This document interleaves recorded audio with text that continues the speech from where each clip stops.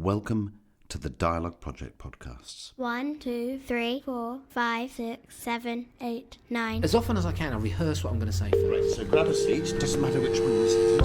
Okay. Hello. 10. Spontaneous. So, how we start this is by you saying your name over and then counting to 10. I don't go, extreme with anyone, no. Yeah. But they just feel that I care. Yeah. That's all it is. Because I do. I don't regret it. Should I say my name first? Yes, please. Okay. 1. You go to space, you look at the Earth and you cry. If we didn't ask questions, then we wouldn't go on. To change your personal options, Listen to me. 10, 9, 8, 7, 6, 5, 4, 3, 2. I find I'm saying things that I feel are quite magical, really. It was a very beautiful thing because he let me wash his hair. 1. My name is Carl James, and this podcast is the first of a series on and around the subject of tinnitus. And alongside the usual channels of iTunes and my blog, it may be that you found your way to this podcast via the British Tinnitus Association. If you have, you're more than welcome. If you're a regular listener, it's nice to have you back. So, this is a conversation between myself and Isabel Anderson. Isabel is a really talented singer, songwriter, and sound artist. After seeing Isabel sing at a small folk club here in London, I asked her about a particular song she'd sung that night called Little Sounds of Pain. And as we began to talk, it became clear to both of us, I think, that there was an interesting conversation to be had around tinnitus and pain and how her life has changed because of those things. So we fixed up a date, and I drove down through the wind and rain to Sussex and her parents' home, where she had a nice warm crackling fire waiting for me that you can hear during our conversation. The track Little Sounds of Pain is in the podcast that follows and is part of a beautiful new album of Isabel's called In My Garden, and you can download it from the links on my blog and Isabel's website. One thing about this conversation that I just want to flag up, I suppose, is how interesting it is to me that sometimes trying to describe something like tinnitus, how useful it is to describe something else. I think you'll see what I mean. It's one of the longer podcasts that I've done, so I hope if you're driving or sitting down or wherever you are, that you will make some time to enjoy Isabel's music and our conversation, which I've called Sounds of Pain. What you're about to listen to is an edit created by the Dialogue Project, with the full permission of everyone involved in the conversation. If you can hear my voice clearly, the volume will be about right for you. Thank you for listening.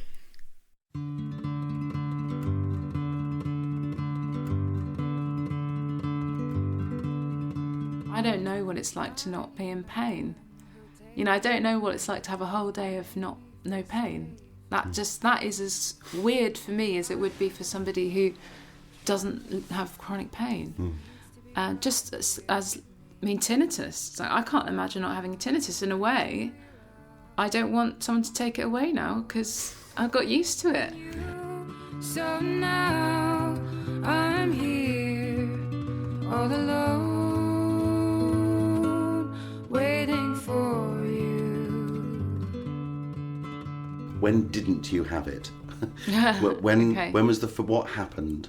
Well, I didn't have it until April 2011, and one day in April 2011 I woke up and my left ear was blocked, and it kind of felt itchy, and I put my finger in, wriggled it around, and suddenly all of this wax got pushed up onto my eardrum. And then I think a flatmate of mine said, I've had a blocked ear before, it's just wax. You just need to, put oil in it, and then the doctors will take the wax out with a syringe. So, but this was obviously on a Friday, and so I had to sort of wait.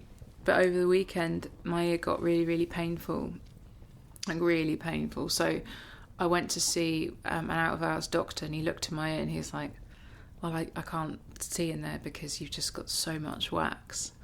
And then he said, do you wear earplugs by chance at night? And I was like, yeah, I've been wearing them for the last 1.5 years because I was living in loads of different shared houses. Yeah. And the first year I was in Belfast, there was somebody living above me who was stomping around all the time at night. Yeah, okay. So that's the only way that I could get sleep. So I just started using them, and he was like, yeah, wax naturally works itself out in the night, and because you've been using them so long, you've got this massive build-up of earwax. Okay. And he's like, I can't see in there at all. And then he looked at my other ear and was like, I can't even believe that you can hear, to be honest. And what were you doing? It's about 2011, that's not very long ago. So you were playing music, you were working with sound. I'd done my MA in sound art, so I'd spent loads of time mixing, and it never ever occurred to me that I had a build-up of earwax that might be... It didn't do anything to my hearing. I mean, and it's because it had built up for such a long time, over a gradual period of time. Yeah. My brain had just adjusted to it. Of course, bit by bit. Yeah. So he said, I can't even see. I can't even see in. Often when people have wax blocking their ears, it's painful. Yeah. So I'm just going to send you home with some eardrops, basically. But it was horrifically painful. So then I went to see my doctor on the Monday, and she said, if you've got pain, then it's, pain like that, it's probably an ear infection. And therefore, we can't take the ear wax out until you've got rid of the infection. Yeah. And by that time, that was sort of 3 days in, I was starting to get a kind of hiss that I'd never had before. In one ear? In just that ear, yeah. Because that ear was fine. Nothing was going on. It was just this ear. And I'd also started to get this horrible pressure that was building up. And any time I spoke too loud, my eardrum would resonate up next to the wax. And it was incredibly painful. Wow. So, and if I heard noises that were above a kind of speaking level, it would resonate and vibrate, and it was very painful. It started to just feel like I was being tortured. It just was awful. And this noise just kept getting louder and louder until about 4 or 5 days in, I just couldn't sleep. And every morning I woke up, it sounded louder. And and it was becoming a tone, and then it was becoming a cluster of tones. And so then by the Thursday, it was unbearable. It was literally like somebody was holding a fire alarm up to my head. And it was so loud that I couldn't hear through it a lot of the time. People would talk to me, I couldn't hear through it because the sound was so loud. And were you frightened? I was really petrified. Scary. Yeah, I was absolutely petrified. And within the space of a few days, I completely lost it. I completely lost it. My whole world turned upside down. Yeah. I had never ever imagined that suffering like that ever. I just had no idea that could happen. I always thought that kind of suffering happens when you are being tortured. It was literally like somebody had shoved, like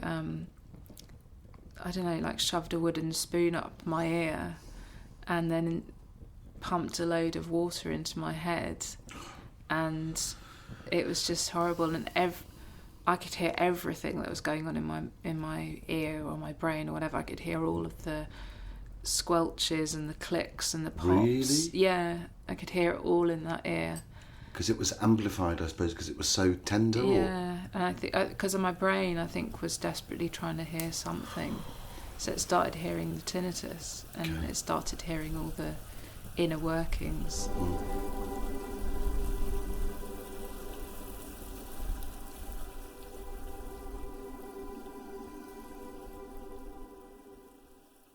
Everything changed in that week. Absolutely everything changed in that week, and I just felt completely locked into this torture, really. And my GP just said, Isabel, it's an ear infection. A lot of people get tinnitus. I don't understand why you're so upset. But I had to whisper. So I couldn't even argue my case. I couldn't even kind of say, now, look, honestly, this is awful. I've got to get this wax out. You know, you've got to help me. It's really painful. You know, I couldn't do that. I kept having to whisper it. So I couldn't get my point across at all. So you're not only being tortured, you can't protest. Yeah, it was horrible. And then I couldn't even... I was I was in Belfast, so I was very far away from my family and stuff. Okay. So even talking on the phone, like, it was really hard to talk on the phone. It's so painful and raw, and I had to whisper. And so, you know, my dad was like, "Is he like, just go to the hospital, see if they can help you?" So I went. At that time, they had a walk-in ENT clinic, thank God, and I just walked into the Royal in Belfast, and I just said, I know that lots of people get earwax, and I know lots of people get ear infections, but this is really bad. You know, I've got a really, really, really sore ear, and the tinnitus is crazy, and I can't sleep, and you've got to help me. And the nurse was really reluctant, actually, and she's like, well, we don't usually, you know. But then she came back and said, right, come with me, and I met the consultant, and she was like, yep, come through, we'll get rid of that. So I walked in, they had this big vacuum machine, and they vacuumed the earwax out. It's the safest way to do it. Yeah. And she was like, oh my God, you have got so much wax in your ear, and the other one, you know, again, I can't believe that you could even hear with this. Okay. And then immediately the world opened up again. Wow. You know, immediately I was here again. I was not locked in this strange world. You know, I was back. Mm-hmm. And I felt like a superhuman because my hearing was crystal clear. Yeah, of course. My voice was like it was speaking into the most beautiful microphone. You know, everything was gorgeous. Yeah. And I couldn't really hear the tinnitus, so I was thinking, wow, this is great. But I was absolutely... relief must have been amazing. Yeah, it was. And I was absolutely exhausted because I hadn't slept for days. And I was like, brilliant, okay. And my friends had said, oh, we're all going up to a cottage up in Donegal, so why don't you come with us? You know, now you've got your wax out, you know. So I said, yeah, that'd be brilliant. And they were going to come and pick me up the next day, and I was lying in my bed, kind of thinking, oh, brilliant, I can get some sleep. Mm. And then I just heard it.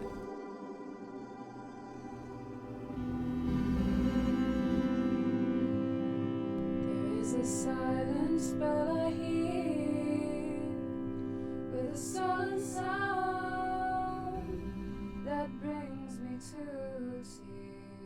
And I was like, oh, bucko, what? That's, you know, that shouldn't be there. And I heard it and kept listening for it.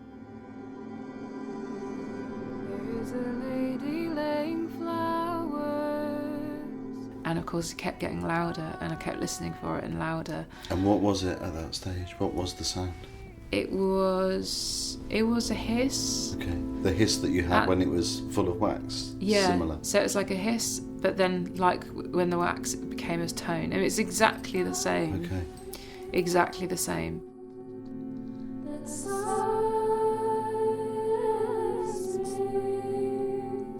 And I was thinking, shit, and I had a friend who was training to be a doctor back here, so I texted him, and he has tinnitus as well.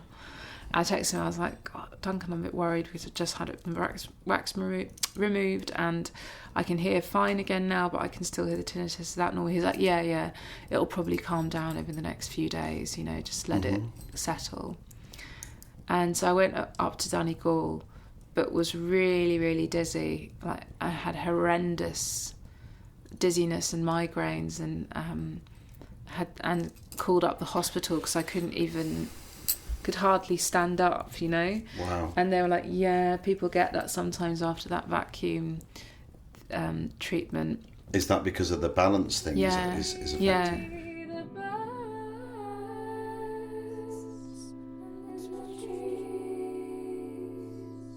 So we were up in this cottage in Donegal, and it was beautiful, but I just couldn't stop thinking about the tinnitus. I kept hearing it, and I was sort of, I was just losing it. You know, I just thought, God, it's not gone away. It's probably never going to go away, you know. But I had hope at that point that it would. I just kept hoping, well, if I get the right help, you know, and if I make sure that I'm dealing with it and attending to it, then it, you know, I can treat it, I can get it to go away.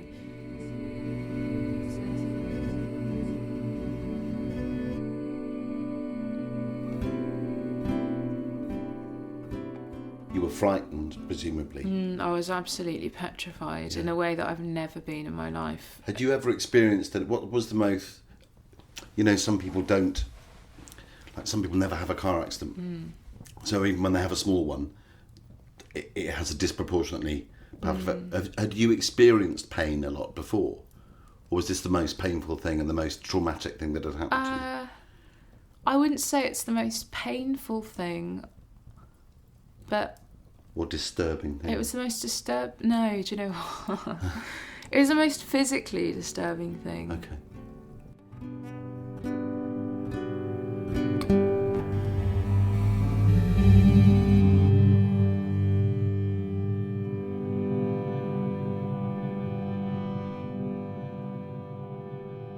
The only... Like, this is crossing into other bits of my life here, but the only thing I can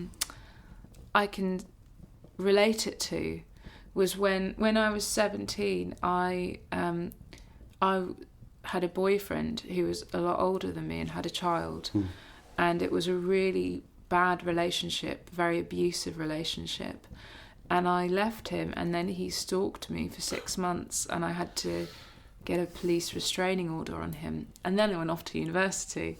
Okay. That is the only thing that I can liken it to, like that experience. You can't escape. Yeah, that experience. He was the first person I'd ever slept with as well, and it was a very kind of like, I remember the first time that I did sleep with him.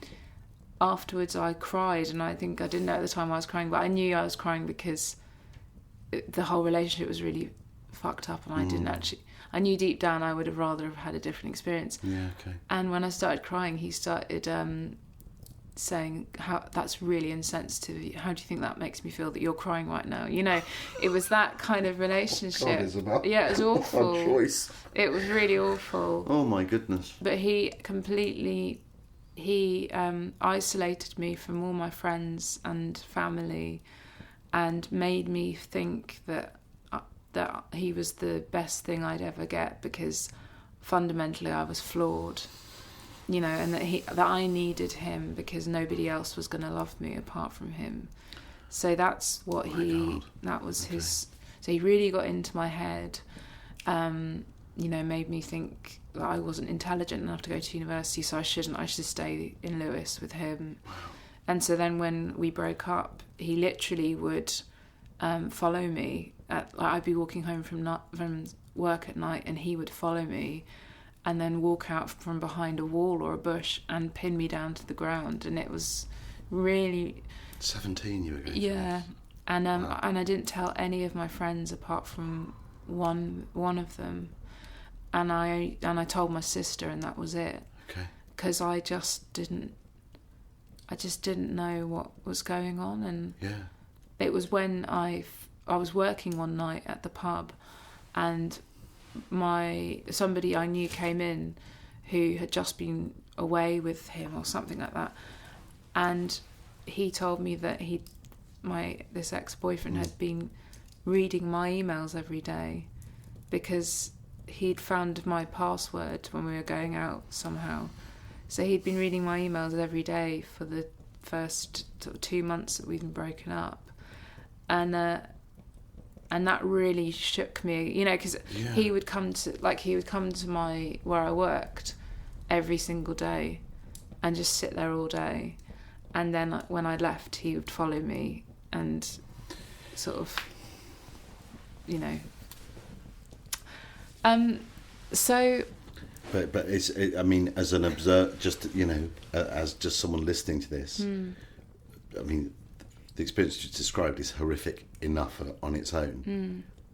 In relation to tinnitus, what you've just described is a relationship where you can't escape. Yeah. And when you're being invaded. And other people don't know, they're not experiencing it. Yeah. And like, so I couldn't talk to a lot of my friends because they just they'd never experienced anything like that. No. I think sometimes they would maybe see that he'd followed me or something. Yeah. And they would laugh because they just didn't understand really what it meant. The gravity of it. Yeah. And I know that it has massively affected me ever since. The only one regret I ever have in my life is that I never went and got therapeutic help after that.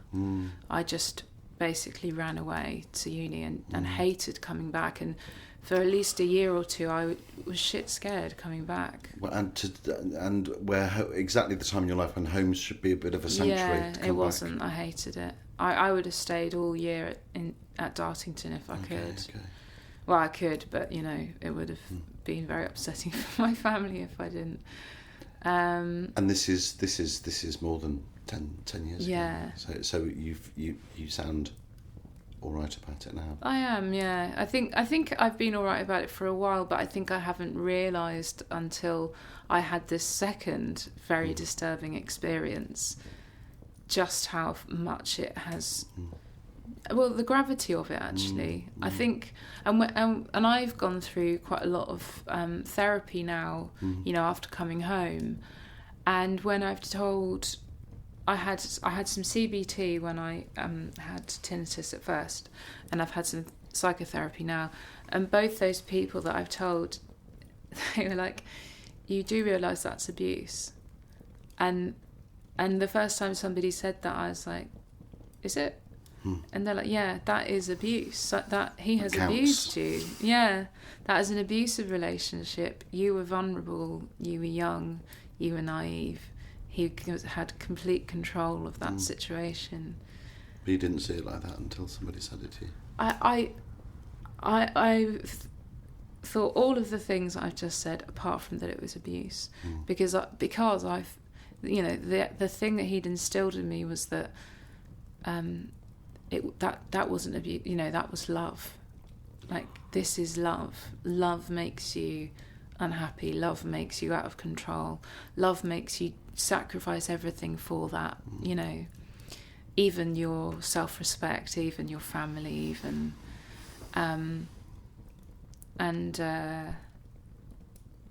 Very confusing. So that was my first sexual relationship. And I'd say ever since I haven't had a relationship like that. I haven't repeated it. I'm longing to ask. So, at some point, has someone come along who showed you what love is? Yeah. Okay. Then I met somebody at Dartington who I immediately just fell for, and then we did get together, and I'd been with a couple of other guys after that first guy, and they were all older, and it was the same kind of thing played out where I completely let them take control, and I mean they were just one night things. So that was the only experience I'd had, and then with my boyfriend at Dartington, suddenly I remember this one moment really clearly where we were lying in his bed in his room, and he was kind of above me and I was looking up at him, and I just said to him, "You really love me, don't you?" And he said, yeah, of course I do. And I could just see from him we were friends, like we were equals, we were doing something together. In every way, not just in an intimate bedroom way, but like it just in everything. And it was so different, and it just felt really. But I couldn't took a long time for me to shake off what had happened. Sure, yeah. And there were a couple of times where I would just sort of burst into tears when we were being intimate. Yeah. Because I think I realised how wrong it had been before, because I was in a very right relationship. So I was really lucky, actually, that I met somebody who, for a very long time, it was Probably a good loved relationship, and we You were really equals. loved each other,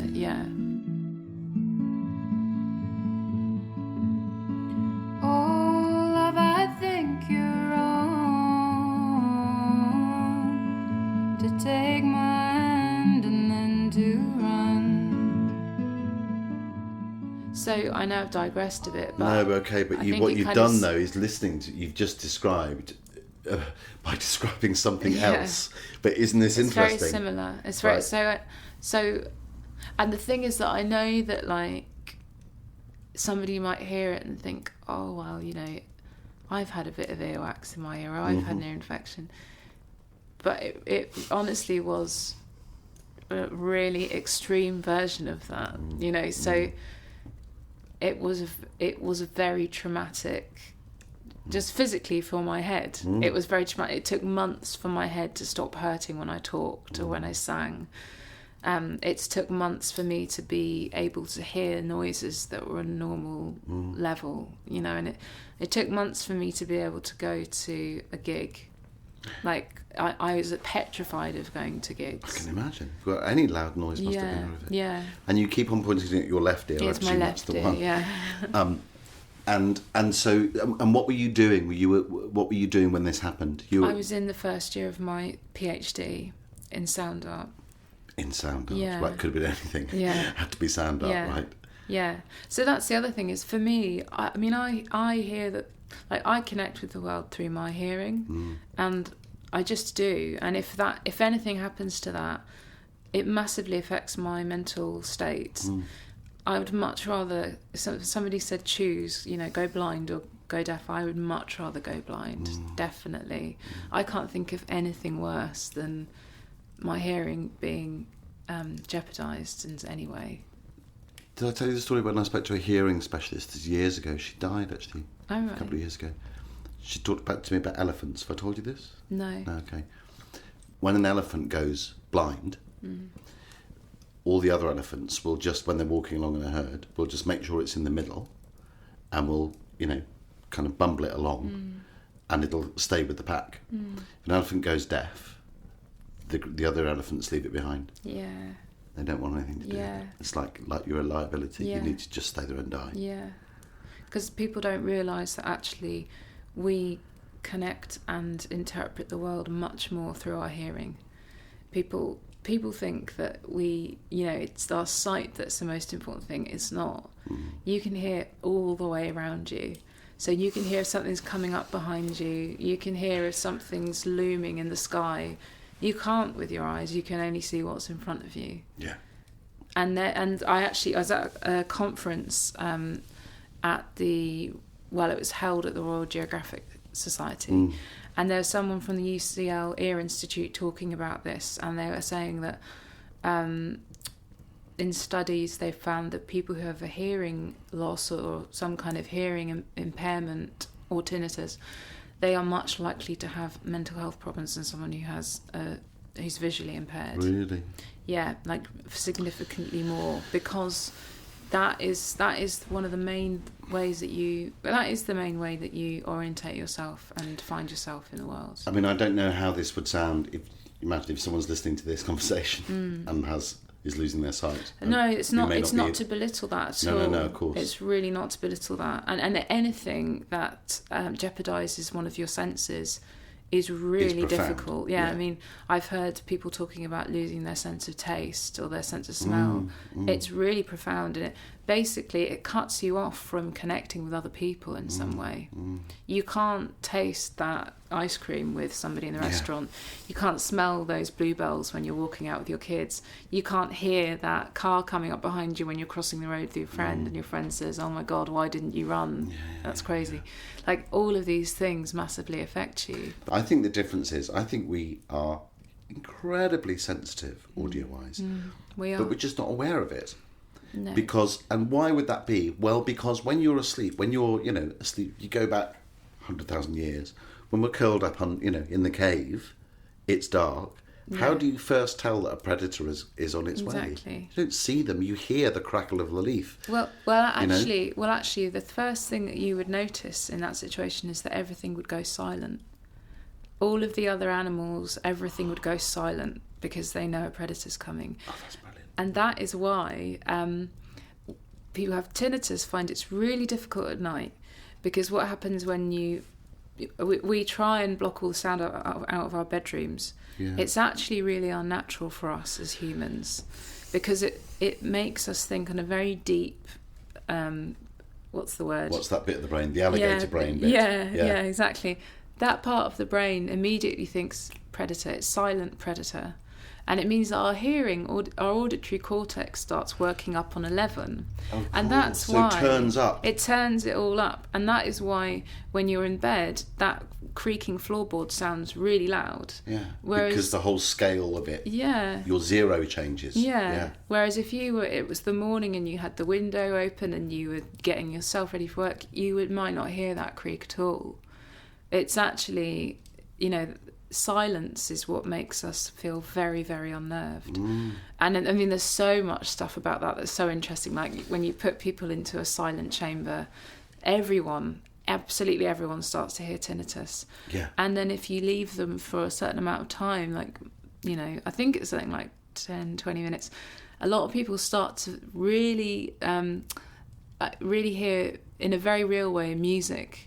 So they might start to hear, a piece of orchestral music or whatever, but very, very vividly. Oh. Or they hear voices very, very vividly. That aren't actually playing, but No, the mind is just... the mind is trying to generate, it's scared, and it's trying to generate something that you're listening to, because silence is the worst thing for the brain, basically. No the brain hates information. it. Yeah, it just feels like something's wrong, something is wrong. Why have all the other creatures in the forest gone quiet?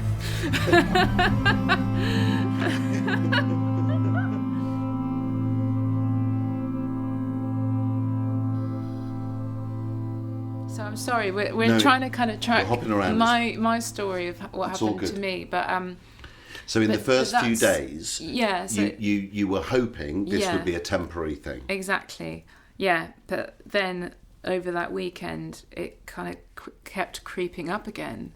So I went back to my doctor and said that I don't think the tinnitus has gone away. I'm really worried about this. I'm not sleeping and I need help, And she was like, well, it's very normal that after an ear infection you'd have tinnitus for up to 2 weeks. So don't worry about it. I actually think you need to get some psychological help. So I was like, okay, fine, I will take whatever I'm being offered, because this is really, really bad. I need something, I need something. So she referred me for some CBT, but that wasn't going to come along for another couple of weeks. And it just got worse and worse and worse. And it just kept getting louder and louder. And I couldn't sleep. And basically for that month, I never slept more than about 1 hour a night. Oh my God. And I was really going crazy. You must have been going really crazy. I was, yeah, I really, really was. And I was losing it. And I didn't know how to talk to anyone about it, because I didn't know what was going on. So it's very similar to this situation with this guy. I think it's frustrating for other people around me, because they just didn't know really what was happening, because I didn't understand. Did anyone understand? Did anyone listen to you or see the extent of the I think the intensity of it? Yeah. I think that there was one person in particular, my supervisor, who was amazing, and she would stay around my house even and just sit with me at night when I was not able to sleep. And my housemates did sort of try and help and understand, and they were good, but I think I found it very uncomfortable being so vulnerable in front of them. We were all good friends, but I was very uncomfortable asking for help.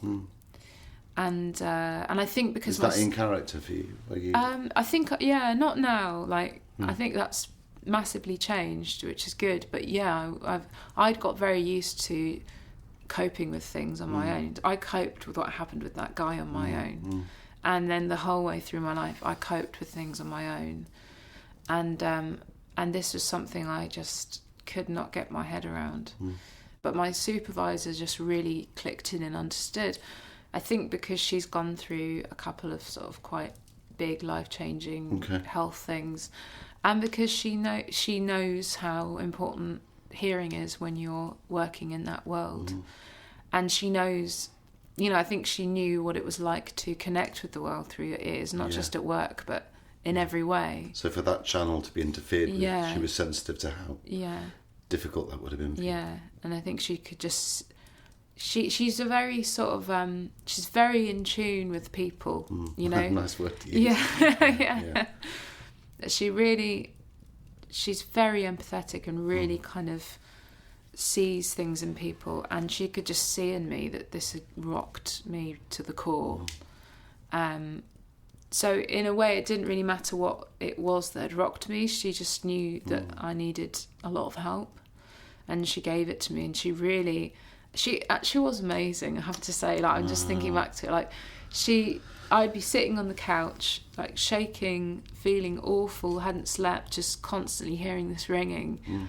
And she would sit there and talk to me, make me cups of tea while she had to do her work, and just sit with me all day, just so I had somebody so there. Alone. And she went with me to the doctor.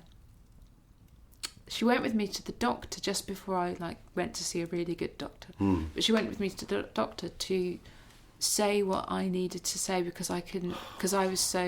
be your voice. Yeah, because I still was finding it really hard to talk because the pressure was still there and the nerves were still really upset. So she kind of argued my case, really. That's quite an amazing thing to do. Yeah, and I needed it so badly. And but my GP put me on mirtazapine to help me sleep. Right. So I started sleeping, which was amazing. So after 2 nights of sleeping, I then went to the gym, and suddenly my life started kind of picking up a bit. And then I found a ENT doctor on an internet search. Went to see him. This is in Belfast still? In Belfast, yeah. He lives in this brilliant, I think it's like an arts and crafts period house, and he does all his work from there. He is amazing. He's called Dr. Darcy. He wears a waistcoat and blazer all the time, and I think he even has a pocket watch. He's from Dublin, I think, and he's really old. Sorry, Dr. Darcy. He was really old and a lovely man, and I just walked into his office and I was like, I can't live like this. Honestly, I'm this close to jumping. Like, I really don't know what to do. Really? I got that bad? Oh yeah. Like, I think for by that time it was a good 2 or 3 weeks I had been constantly very seriously thinking about killing myself because I just didn't know how I was going to get out of that horrible place, And I think I think a lot of people with tinnitus at the beginning have this. You feel utterly trapped.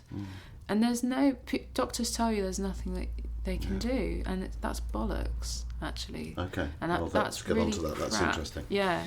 So what did Dr. Darcy tell you? Dr. Darcy said, we're going to help you. And I'm going to refer you to a hearing therapist called Mary Mitchell, and I'm going to call her right now. And this is 8:00 in the evening on a Tuesday or something. Wow, and I was like, that's okay. What you want to hear. Yeah, I was like, finally, And I was like, okay, great. And he called her, left her a message. He's like, but come into my the hospital on Friday. He happened to lead the ENT clinic at the hospital where I'd gone and got it vacuumed out a couple of weeks back. So I was just really lucky that that's the person I called from the internet, So he suddenly had all this access to this stuff. So he's like, come in on Friday, which was 2 or 3 days' time. Then I can see on the NHS, so you won't have to pay for your treatment. He was just brilliant, you know. So he fast-tracked me, and but he knew his wife. I found out his wife actually had tinnitus and really suffered from it a while ago. Okay. And he knew how awful it is. Yeah. You know, he knew that I was not joking, or I was not upping the distress so that I'd get on a waiting list or something. He knew that I really was genuinely in a bad place. So I saw him, like went to see him in the hospital, and the hearing therapist came and saw me quickly and said, you know, I understand that you're really suffering with this. I'm very, very sorry. I have so many people that I'm just going to have to spend 15 minutes with you right now, and I'll just talk you through the basics of what we're going to do. And you can hopefully try and implement some of this before we see each other properly. Okay. So she gave me the in-ear, what are they called? Like white noise generators. Okay. Which are like they look like tiny little hearing aids. They've got exactly the same kind of mechanism with a little battery. Yeah. And you put them into your ears, and you play the white noise just below the level of your tinnitus, volume-wise. And you just try and wear them for as long as you can, at least 6 hours a day. Yeah. And gradually over time, that can help the brain to start turning the tinnitus noise down. Okay. Because you're not able to focus on the tinnitus sound. Yeah. But you're not masking it either. So you're not able to just focus on that tinnitus sound. It's being kind of merged with this other sound. You're adding to it. Yeah, you're adding to it. And it means that over time you stop paying attention to it gradually. So she basically laid out the fundamentals of tinnitus retraining therapy for me. Right. The fundamentals are using these white noise generators, but also that you don't have a room that's silent ever. Okay. So you always have something, preferably something that is white noise or environmental sound, because it starts the brain, it stops the brain constantly upping the volume. Okay. So and environmental sound is a brilliant way to get your brain to just calm down and relax. And that's why people love hearing the sea. Yeah. They love hearing the jungle. Yeah. They love hearing the crickets. Yeah, the crickets. Yeah. You know, does that's the fire why count that we're sitting next to? The fire, that would count. Yeah, definitely. But those kind of environmental sounds are really good because they often include lots of different frequencies, like white noise. Yeah. So it's stimulating all of your auditory cortex, all of those little neurons are firing. So the brain only hears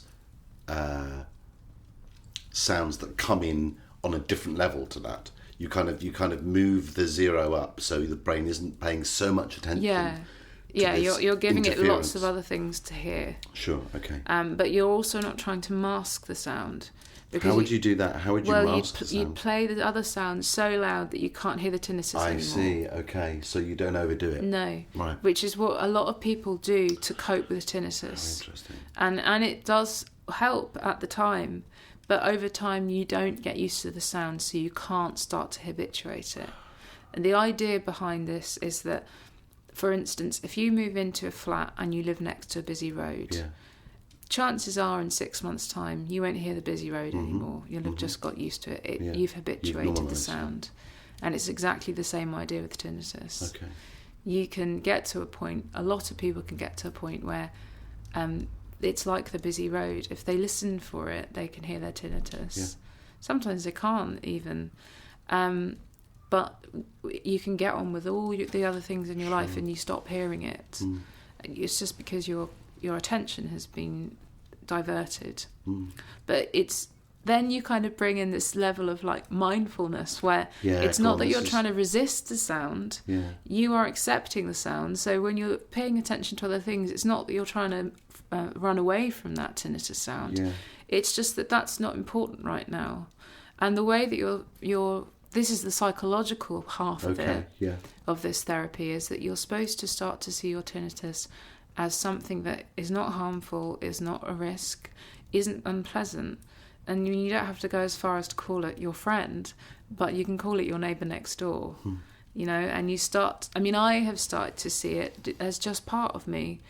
It really is just like another hand now or something. Wow, that's real acceptance. It is, yeah, it is. But I think the pain has helped with that, because because I've had to do the same with the pain, you know. So you have to add in the pain story now. Okay. Sorry. Thing is, yeah, it's a ridiculously long... And there is a long story about another kind of pain that became part of Isabel's life, and it's definitely relevant to the tinnitus story. But she and I agreed that in the name of time, we would, in this podcast, stick to the subject in hand. We'll put out a version of the whole conversation, but for now, essentially what you need to know is that Isabel developed a chronic pain around her bladder, her abdomen, and the most tender parts of her body.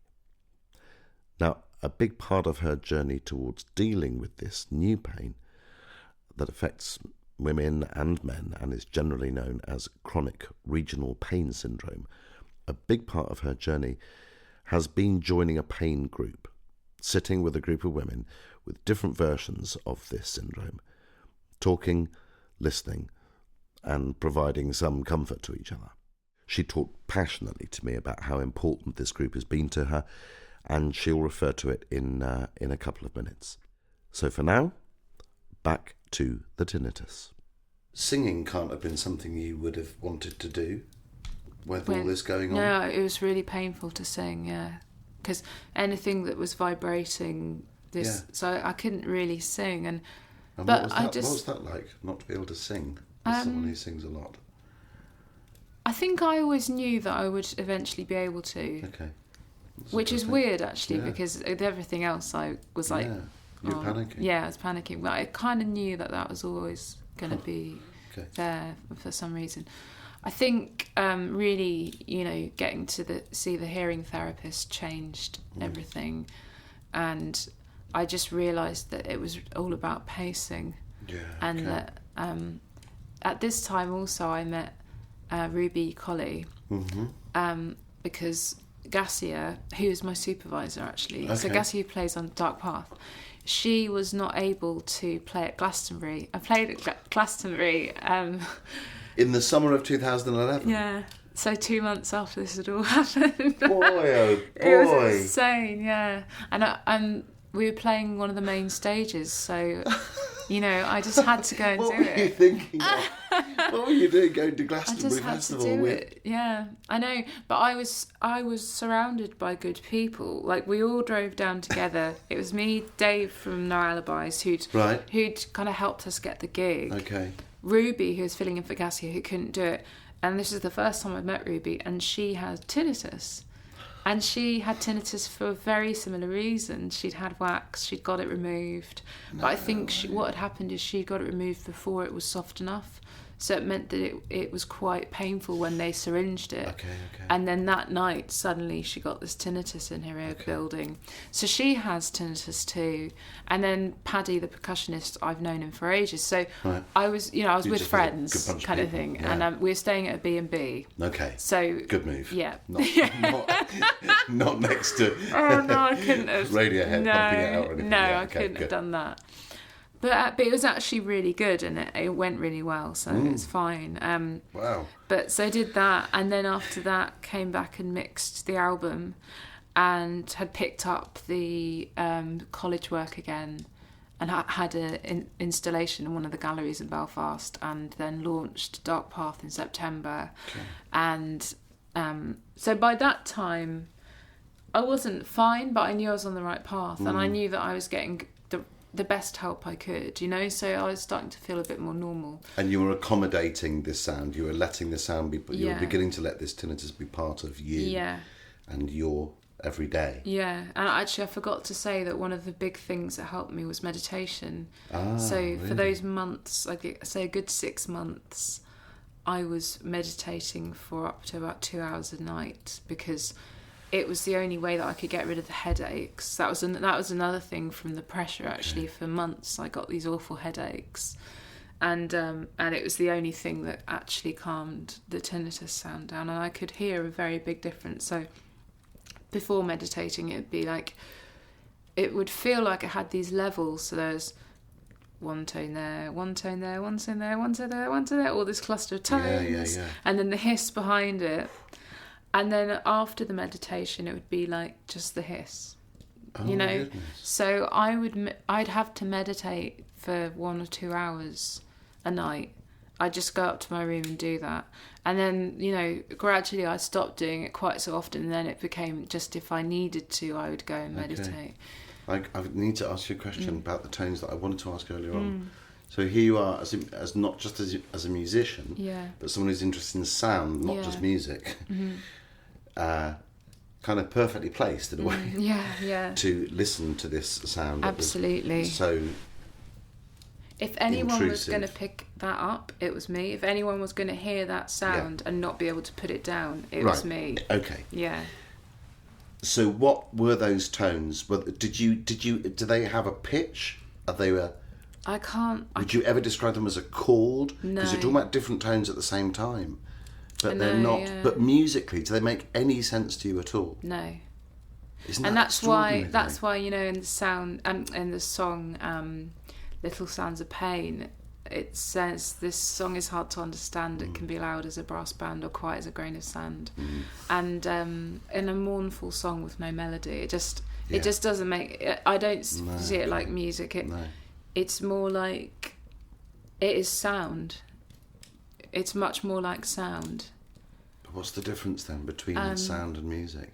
Is it about harmony? I think it's actually about the way you relate to it, really. Okay. I relate to music in it's something that intrigues me and delights me and enriches me and, you know, all those things. Sound does too, so actually that doesn't make any sense. But noise.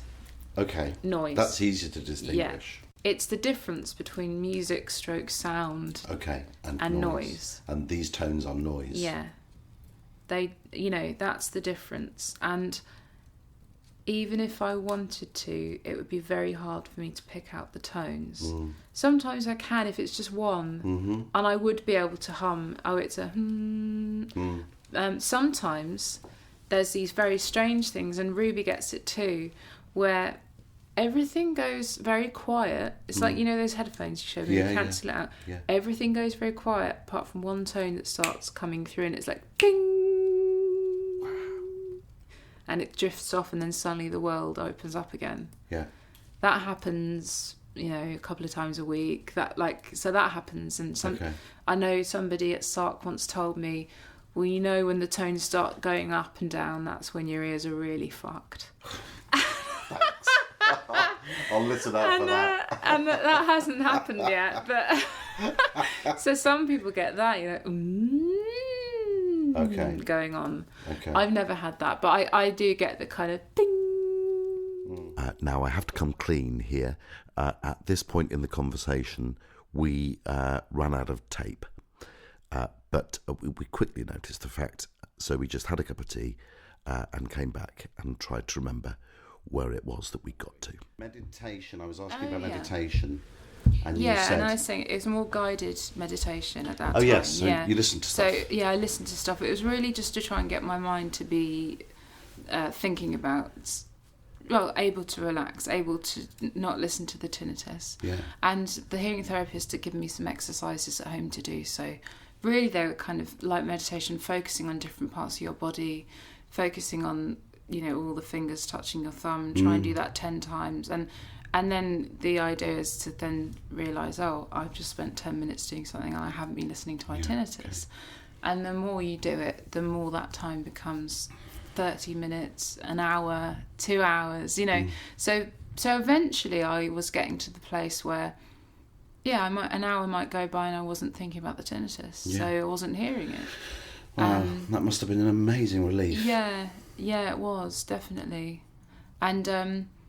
But I still felt like something fundamental in me was broken. You know, broken. Yeah. Like I was not resilient and strong and confident anymore. I was like you used to be. Yeah, something was just not right. It was broken, and I was just really scared. You know, it was really scared. I was so scared that it was going to happen again. I was so scared that... The same thing would happen again. That like... something would mean that my tinnitus would get really loud again, and I wouldn't be able to get it down. So I constantly had that feeling, that threat all the time. So lots of things became very scary, like planes, flying where the air pressure changes, and loud gigs. Or would you fly over to Belfast and back home? Would you get on planes quite often? Before. Yeah. I stopped wanting to do it, and but was very kind of conscious of it, like very conscious of thinking, well, my life is getting smaller and smaller and smaller, whereas before it was expanding. And so I was conscious of it. I did try and challenge it a lot of the time, but that was resistance. It was like a kind of battle with it, which is ultimately not going to help.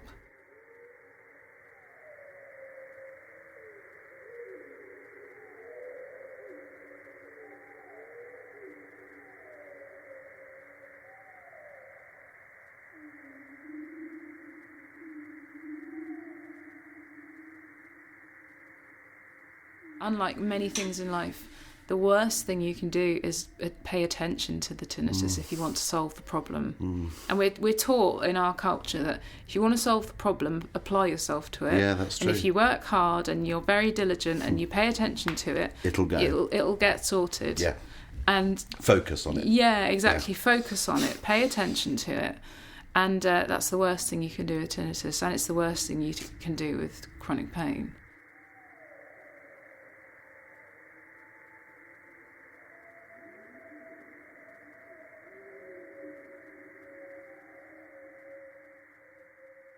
I massively blamed myself for having tinnitus, and I blamed myself for having pain. And that had started ever since I'd got tinnitus. And that came from a feeling that if I was a better, stronger, more resilient person, it wouldn't bother me, and I'd just get on, and it would fizzle out into the recesses of my consciousness. If only I could save myself. And I carried that for a very long time. In fact, I think I carried that all the way up until going to this pain group, really. If only I could save myself. Why should I put up with the things you tell me? I remember somebody asked me a few days ago, they'd seen me singing. Yeah. And they said to me, how do you do it? How do you get up there and sing in front of everyone? I mean, isn't it really nerve-wracking? I mean, aren't you thinking everyone's watching me? Isn't it really weird? And I just instantly kind of had the answer, and I just said, no, because it's got nothing to do with that. It's about having something that you really need to tell people about. And you tell people about it through the art that you make, because words just aren't enough. Words cannot sum it up. And even though this afternoon, I've tried to explain the last 2 years and, focusing on the tinnitus. Yeah. In a way, the song that I've written sums it up just as much, if not better, because there's just... it's a little world, you step into that little world of the violin. Ruby has tinnitus too, so the violin I didn't on it. know that. Yeah. So everything about it is really kind of linking into that experience. And like when I listen to Ruby's violin part on that song, sometimes her second solo, she just plays this one Same note, phrase goes, very, very, very long, and it's yeah. absolutely beautiful. And then she drops it into a nice kind of flourish. So there's all those little bits to it that tell so many things, but just within a song. And that's why I do it. And it's not even like I'm getting up there saying, I have very important things that you need to listen to. It's, I have very important things that I have to tell you, and I don't know whether they'll resonate with you or not, but I have to put it into something, because if I didn't, I would go mad. Then you would go mad. Yeah, I really have to get it out.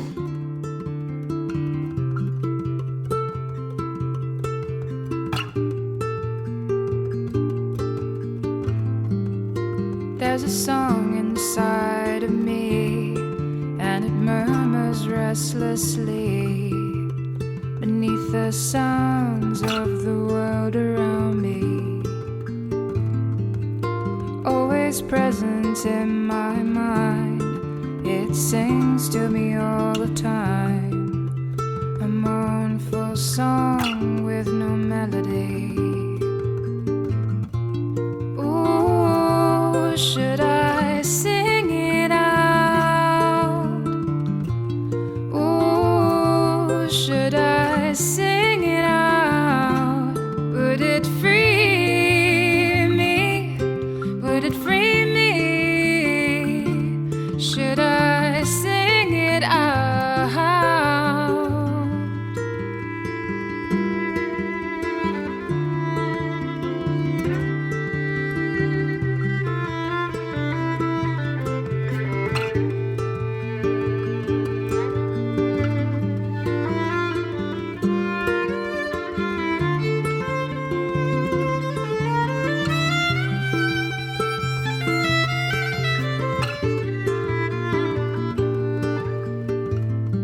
The song is hard to understand. It can be loud as a brass band, or quiet as one grain of sand.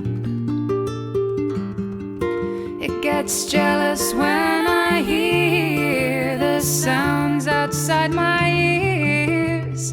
It wants to sing out clear.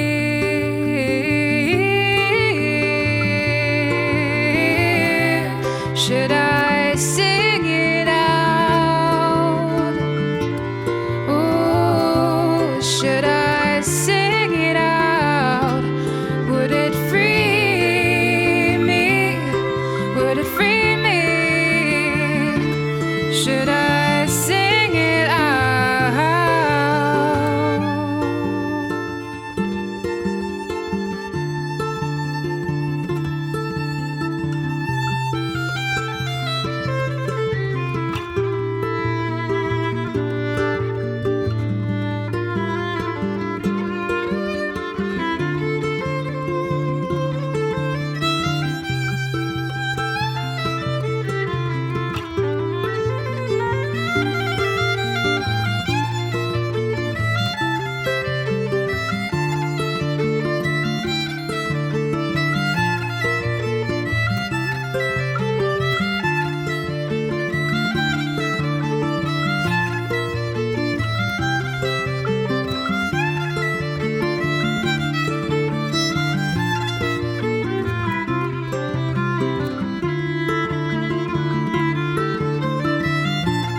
Ooh, should I sing it out?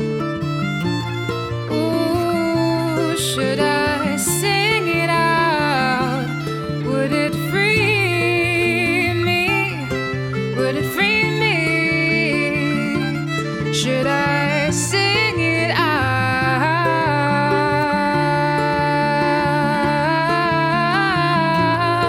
Ooh, should I sing it out? Ooh, should I sing it out? Would it free me? Would it free me? Should I sing it out? Would it free me? Would it free me? Should I sing it out?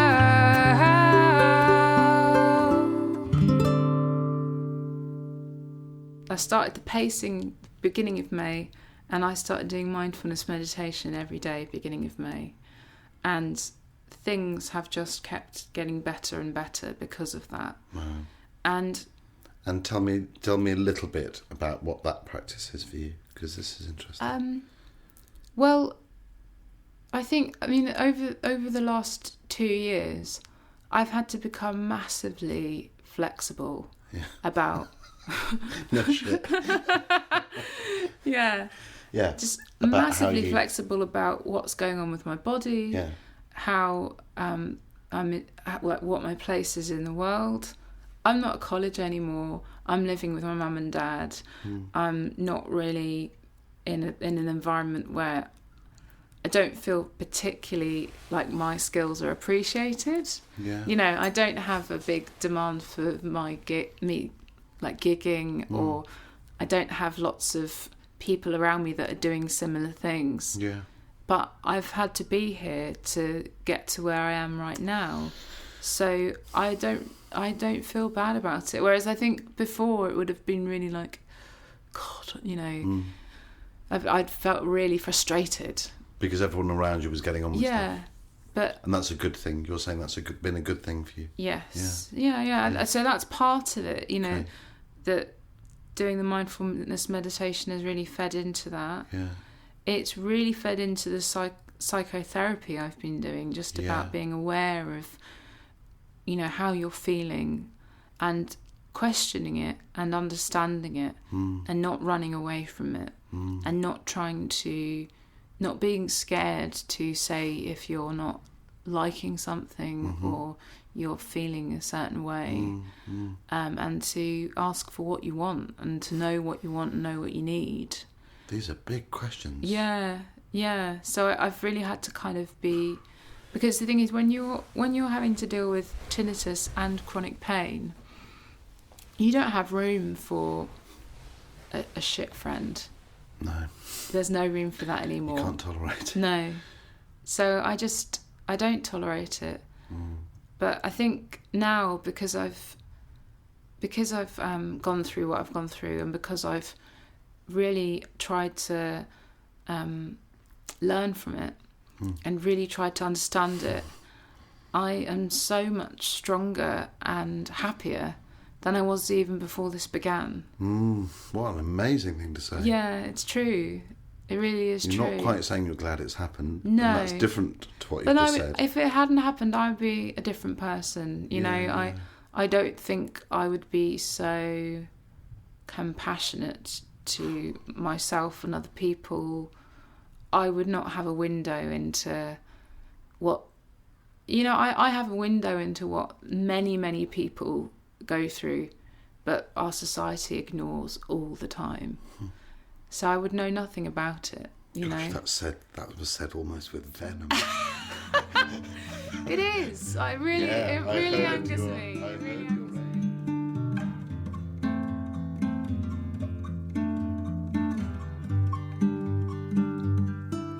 Oh, Peggy Gordon, you are my darling.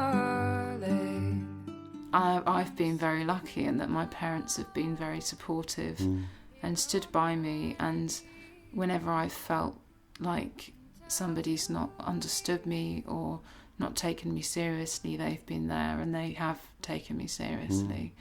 And there's loads of people that don't have that, you know, and so I feel like, you know, doing something like this is really important. I really do. And because people don't talk about it, people don't want to talk about it. And unfortunately, the place where people talk about it are internet forums. And all you see is just a screen with some typing on it. And it's very isolating.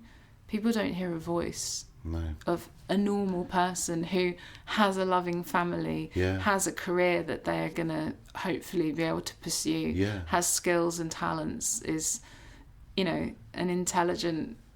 I mean, I'm not saying that I am definitely all those things, but there are many people out there that live with very difficult conditions, and they are all of those things.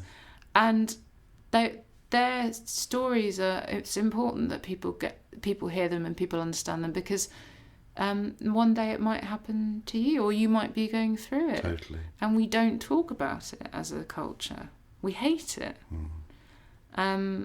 And mindfulness plays into that very much. I can see how I tried desperately to ignore what happened with that guy. My whole life was running away from that. You know, in terms of... That was what I was avoiding. I mean, I was doing lots of other things as well. Yeah, sure. But I was constantly avoiding that. Cannot be found, and the pretty birds words all change their voices every moment to a different sound.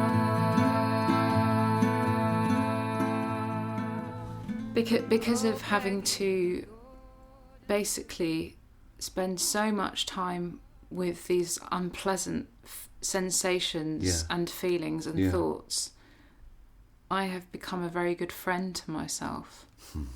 And I think that's taken, in a way, that has taken over the role that sound and music played.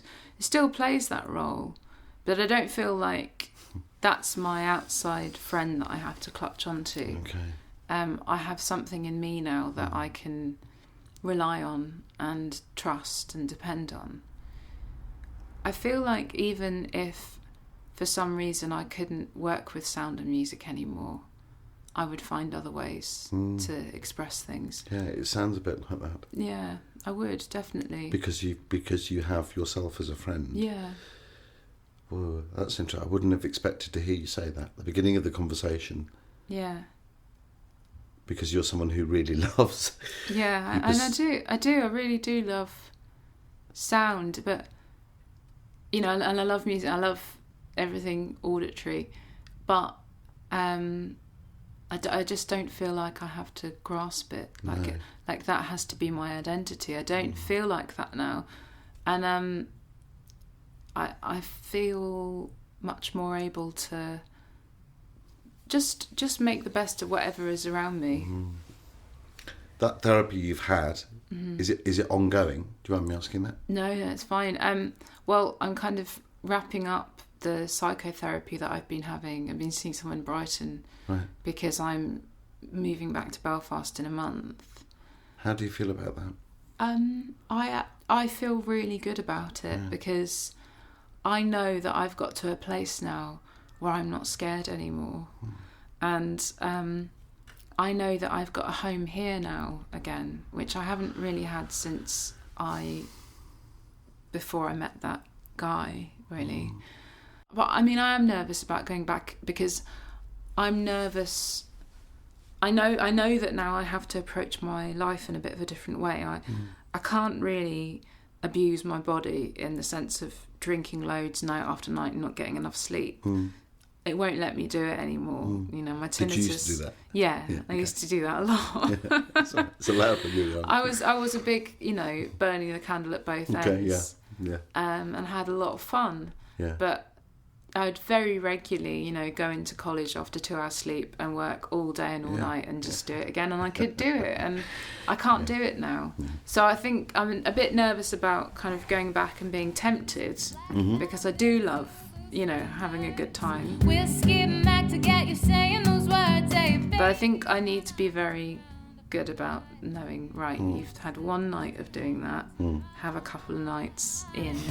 Come and visit me in Belfast. If you come once, I know you'll come twice. I don't have to be your girl. I don't want to have an identity as somebody who doesn't have fun. Yeah. You know? Yeah. Because that's actually not who I am. But I think that I just need to be really aware of not worrying about identity or anything like that, but just thinking, right, today, what do I need to do to feel okay? I'd settle for Wi-Fi, settle for Wi-Fi. Yeah, I'd settle for Wi-Fi, settle for Wi-Fi, settle for Wi-Fi. I have a tendency to take on a lot of things and juggle them very well. But probably at the expense of my nervous system. Maybe a little bit, yeah. So I can't imagine not having tinnitus. In a way, I don't want someone to take it away now because I got used to it. Yeah. And I read an interview of somebody saying that, like, just when I'd got it. And I thought, oh, what the hell? How can he say that? You know, really, I think it made me quite angry. It's like, no, this is really bad. Yeah. And it is really bad. And nobody should get it. But it's kind of, again, I go back to things like depression. I'm sure, you know, say someone like Stephen Fry, who's very out in terms of his mental health. I'm sure if you said to Stephen Fry, right, Stephen Fry, I'm going to click my fingers and we'll take it away, I'm sure he would have a bit of a bereavement period where he would miss it.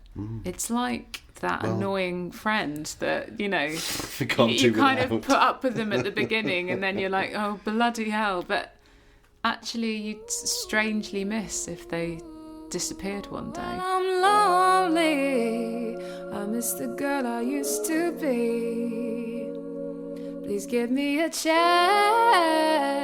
to be the girl I used to be. Well, she's wandered far away, saved herself for a rainy day.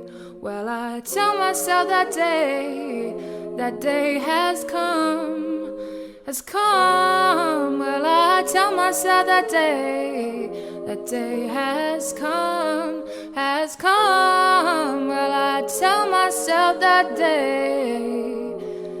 day has come. I just want to say thank you to Isabel for the conversation we had, for letting me use her music that ran throughout that edit. All the sounds, all the songs you heard are her creations.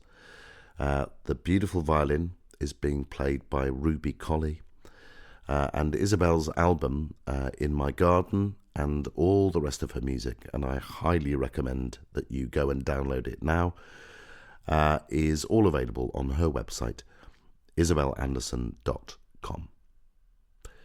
So, thanks Isabel. Thanks to the British Tinnitus Association for providing a different platform for the podcast.